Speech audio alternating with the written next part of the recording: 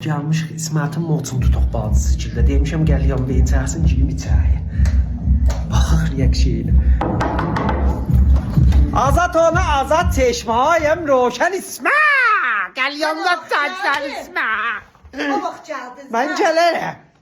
Gəl yanına çəksən O ha. vaxt qapını döydüm mən xəbərim. Sağ ol naşı. Dədəvət o zavod deyib eləmə. Quşumu gətirib daha şeyə Boşana. Boşalsın. Boşana. Tadı olubsa sabah kamuflat olanlarım.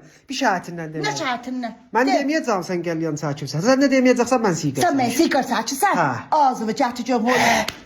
Nə yanı de ki? Hələ utanma eləmi? Tikay kərdi bad eləm var. Sabından düşsən, sən bir siqar verirlər əlimə. Sabah da çıxıyorum. Qoldu qız sabah lazımda. Mən artıq buha bıraxsın.